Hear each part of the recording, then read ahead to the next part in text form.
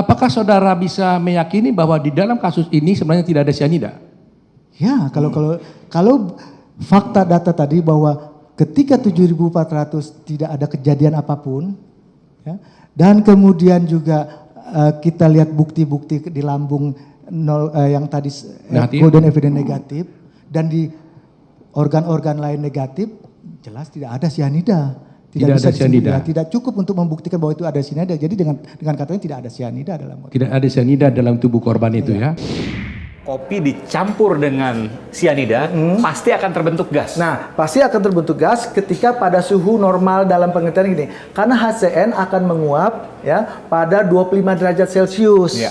Oleh karena itu, Bapak menyimpulkan bahwa tidak mungkin di dalam kopi itu ada cyanida. Iya, tentunya kalau misalnya cyanida seperti itu, berarti harus ada bau dong. Kalau tidak ada bau, maka tidak ada cyanida. Iya, dengan sendirinya. Dalam hal ini karena ciri khas dari suatu cyanida jika terhidrolisis pada suhu normal, ya, maka terjadi proses penguapan.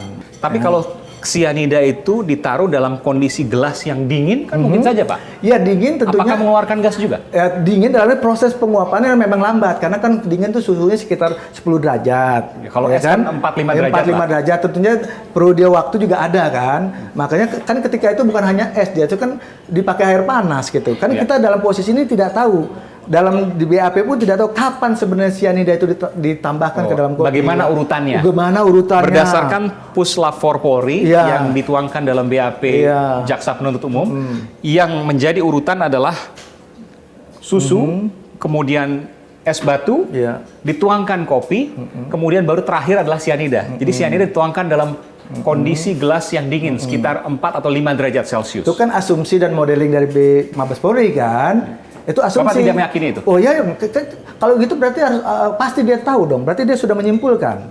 Kan kelihatan dari urutan CCTV misalnya, Pak, tidak bisa. CCTV tidak menunjukkan secara jelas. Saya tidak melihat dalam konteks itu, tapi dalam posisi yang dikatakan tadi itu kan konstruksi. Konstruksi itu kan tentunya baru perkiraan dan dugaan-dugaan. Ya, tentunya harus ada suatu proses dan kembali lagi memang dalam kasus ini tidak ada yang pasti melihat kan, tidak ada juga yang memastikan kapan dan bagaimana dia menaburkan kan gitu. Apalagi kita bicara cyanida, natrium cyanida, ya tidak menuangkannya itu cyanida itu kan pasti punya wadah sebelumnya. Kalau punya wadah berarti dia ada proses. Urutan yang meskipun ada CCTV, itu pun tidak bisa dipercaya. Karena kalau di CCTV kan kita lihat kopi didatangkan, kemudian dituangkan di depan Jessica pada waktu itu. Sudah ada susu, sudah ada es batu, dan kemudian kopinya dituangkan. Dan kemudian kopi itu dalam penguasaan Jessica. Tapi sudah tahu nggak kita ada cyanida itu? Tidak ada yang tahu. Nah, kan tidak tahu kapan dicantumkan, ditaruhkan. Apakah sebelum itu ataukah sesudah itu? Nah, itu yang jadi pertanyaan. Itu jadi pertanyaan. Jadi kan itu makanya dibuat konstruksi. Konstruksi silahkan saja kan gitu. Dan konstruksi jangan menyimpulkan. Ya, Bapak meyakini kalaupun misalnya ditaruh cyanida bisa saja sebelum diberikan kepada Jessica. Bisa sebelum, bisa sudah, itu pokoknya yang jelas ada proses yang harus dipastikan. Tapi bahwa pada kasus ini Bapak meyakini bahwa sama sekali tidak ada cyanida di dalam kopi itu? Ya, kalau kita bicara dalam kaitan dengan fakta data, ya tadi saya katakan, kalau itu konstruksi silakan. Tetapi kalau kita bicara cyanida dalam kaitan adanya suatu zat di dalam suatu cairan, dan kita sudah paham bahwa yang namanya natrium cyanida akan terhidrolisis menjadi HCN. Dan HCN kemudian dalam kondisi normal, ya apalagi dia sampai 50 menit kan menguasainya itu kan, artinya suhu sudah normal dan suhu pasti di atas 25 derajat yang ada, maka cyanida itu 25 derajat akan menguap dan itu menjadi gas. Itulah yang saya katakan bukan NaCN yang menguap, gasnya. Karena Bapak meyakini bahwa kopinya sudah tidak dingin lagi. Iya. Kita lakukan uji, Pak. Silakan. Dan saudara, saya sudah bersama dengan Pak Budiawan dan juga mahasiswanya. Siapa namanya, Pak? Eca dan Hana. Mahasiswa semester 7 di Kimia Universitas Indonesia. Oke, kita akan melakukan uji terhadap kopi yang akan diberikan cyanida, Pak ya. Saya akan saksikan, Pak, sama-sama. Ini timbangan untuk mengukur yang akan ditaruh dalam kopi itu adalah 5 gram. 5 gram. Untuk mendapatkan 7.900 mg per liter. Iya, betul.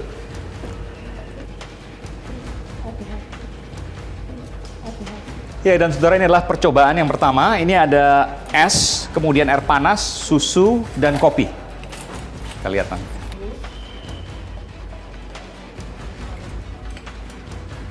Tapi esnya sedikit memang. Ya, esnya segitu loh. Kalau di es kopi Vietnam kan esnya lebih banyak, Pak. Sekitar berapa itu? Makanya itu yang angka kepastiannya kan belum jelas itu kan.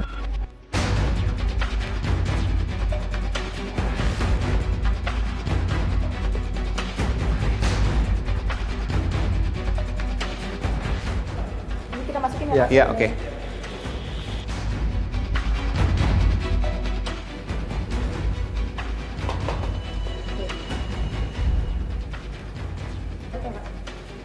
Oke.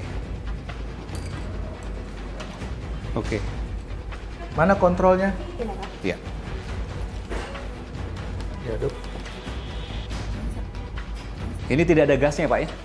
Sekarang Tidak coba. berbahaya ini? Hah? Tidak berbahaya? Coba dulu. Bisa kan?